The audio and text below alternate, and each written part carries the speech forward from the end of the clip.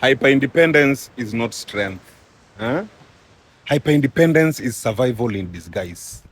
You know, most people always think hyper-independence is a sign of strength, a sign of maturity, mara a sign of discipline. But the truth is, it's often a trauma response. Najua? It's just wearing a mask of, really, I've got this, but you haven't gotten anything. Hyper-independence isn't about being strong. It's about not feeling safe to rely on anyone but yourself. You know, it's not born from alignment. It's born from survival. It usually starts when, trust was broken. That is at an early age, support came with conditions.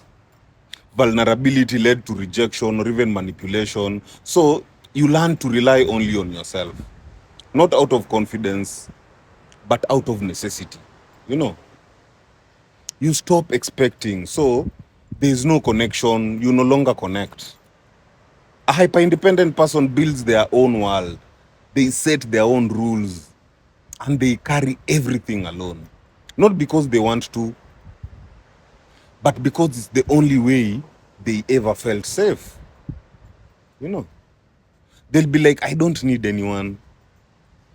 I'd rather do it myself. Depending on people always ends in disappointment. But beneath that self-reliance is fear. Fear of disappointment. Fear of loss of control. Fear of being let down again. So connection starts to feel like a threat, not a gift.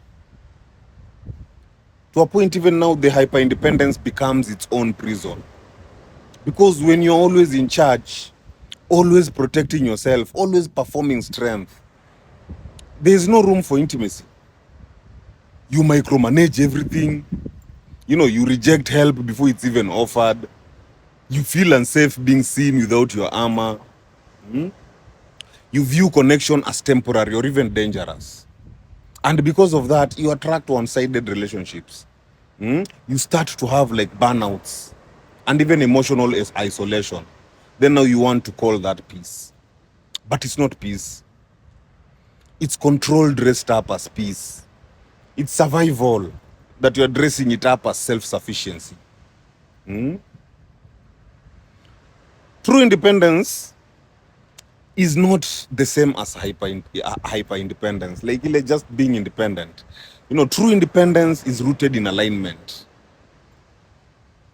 That is now alignment-based independence. And that one brings confidence. It comes with confidence. You're like, I can do it alone, but I choose not to. But now the hyper-independence, which is survival-based independence, you'll be like, I have to do it alone because no one is safe. And that difference is everything. Real independence allows room for vulnerability without fear, support without guilt, and connection without control.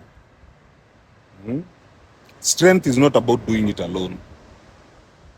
Strength is knowing when to let yourself be seen, when to ask for help, when to trust, not blindly, but intentionally. Hyper-independence may have protected you, but it will also isolate you. You don't have to live in defense mode forever. It's very safe to outgrow survival. My people, heal. Heal.